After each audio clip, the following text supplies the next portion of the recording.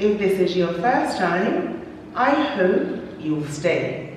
Espero que te quedes. Now, in today's video, we are looking at useful phrases for higher Spanish.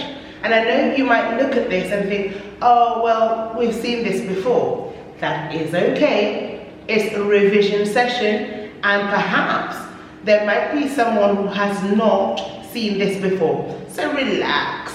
Even if you've seen it, brilliant. Refresh your memory, refresh it.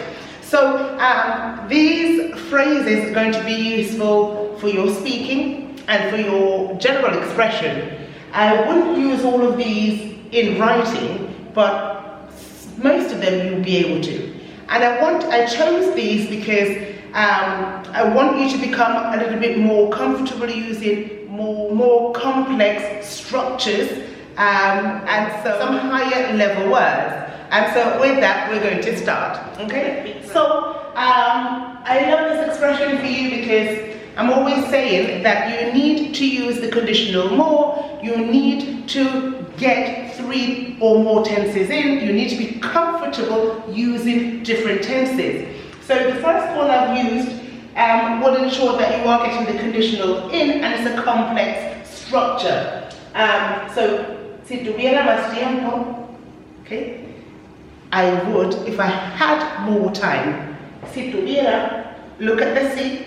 If you notice, it doesn't have the accent, it doesn't have the tilde, because that would mean yes. So si without the accent means if, okay? So if I had more time. I love this expression. You can use it when you're talking about what you'd like to do in the future, what you do now, and just expressing pastimes or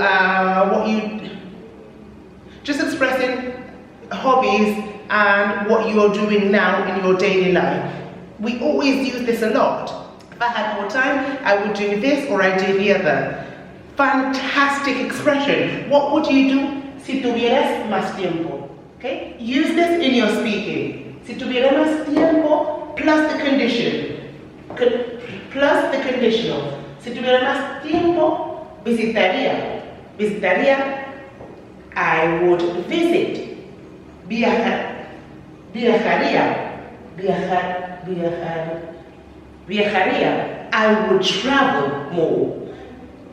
Más, viajaría más. Comería más. Or comería mejor. I would eat better. There's no excuse. You can always eat better. So what would you do if you had more time? Brilliant one. Okay? So remember the conditional, you get the verb and you just add in the ia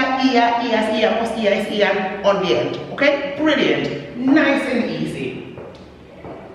The second one is the same structure, si tuviera la oportunidad. So la oportunidad is the chance. If I had the chance, what would you do in this life? Si tuviera la oportunidad, aprendería chino. If I had the chance, I would learn Chinese. Okay? And this will get you thinking about what you'd like to do that you're not doing. How would you like to better yourself? Okay? Brilliant structure, this one. And again, you would add the conditional. So think about it. If I had more time or if I had the chance. Jot it down, okay? This one, I almost always put it on the board for higher vocabulary. Why? You must know this word. Desafortunadamente, yes? Unfortunately. You ought to know this. You write this because this is not an informal word. This is a word you will write, you will say, you will read, you will hear. Brilliantly useful word. Desafortunadamente. Unfortunately. Unfortunately. Just the way you know this word, you ought to know the opposite. Fortunately. How would you say fortunately? Afortunadamente. Okay? You will just take off the des. Afortunadamente.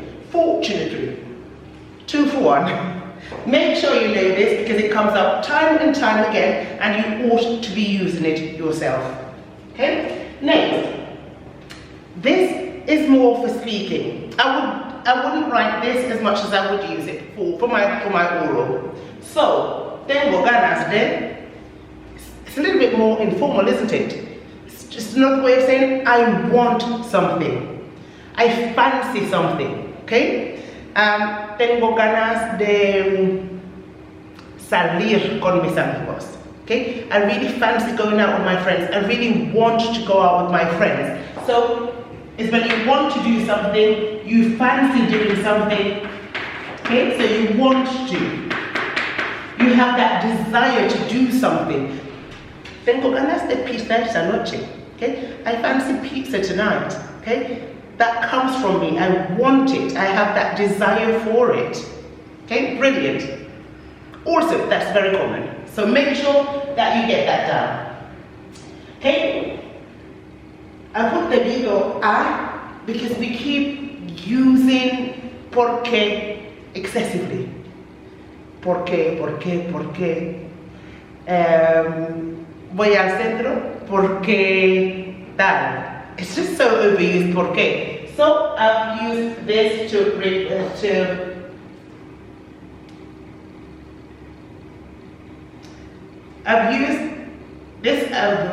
I've used it to replace porque, because of, okay?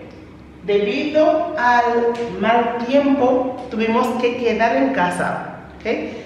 Due to, or because of the bad weather, we had to stay in, okay? Debido a. Give me a little bit of spice, okay? There you go. Brilliant one.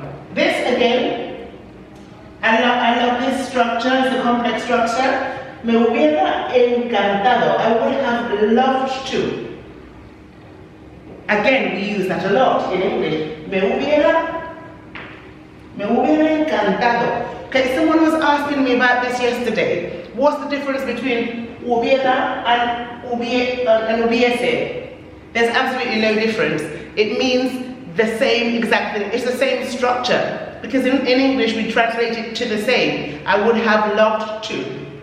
It doesn't matter. Okay? That ending, hubiera and hubiese, is the same. I've always found hubiera much easier to use, but I hear both being used in Spain constantly. But I do think hubiera is more common. Okay? That's the only thing. One's used more than the other, and for me it's always been easier to pronounce hubiera. Me hubiese gustado, me hubiera gustado. It's exactly the same. So for the student who was asking, that's the answer. There is no difference. Okay? It's your choice. But you need to be able to conjugate both ways. Me hubiera encantado. I would have loved to. Me hubiera gustado ver la película nueva. I would have loved to have seen the new film. Easy. Next one that everyone should have down, and I'm sure that in lower school, you've seen this. Maybe we didn't spend a lot of time explaining to you, but you would have seen it. A pesar de, despite. Okay? A pesar de estar mala, terminé mi trabajo. Okay? So despite being ill, I still did all my work. Okay? Love that. It's a connecting phrase, and so it's good for you to have, a pesar de, despite. Do make sure that you have that down. Okay? Next one. Debo reconocer que. Love this sentence. Okay? Not only in our speaking, but you can write this as well. Okay? I must admit that. Okay? Debo reconocer que. Reconocer.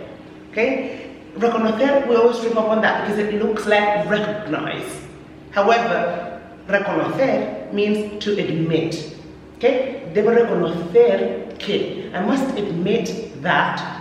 Maybe someone said something and you want to show that you partly agree with them. Debo reconocer que entiendo lo que estás diciendo. Okay? I must admit I can see where you're coming from. Okay? Right here.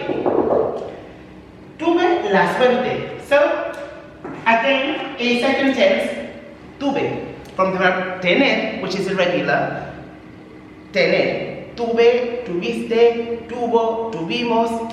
Okay, irregular in the past simple. So, tuve la suerte. Literally, I have the luck. So it's basically saying I was lucky. Okay, I was lucky enough to have seen that. I was fortunate, or I was lucky. I was fortunate, or I was the same thing. I was fortunate, or I was lucky to have caught him. Okay? Tuve la suerte de conocerlo. I was fortunate enough to meet him. I was lucky to have caught him. And the last one, en la vida. Okay, I've actually mentioned this in a prior video because I think it's so used in Spain, and yet in school I don't think we teach it as much.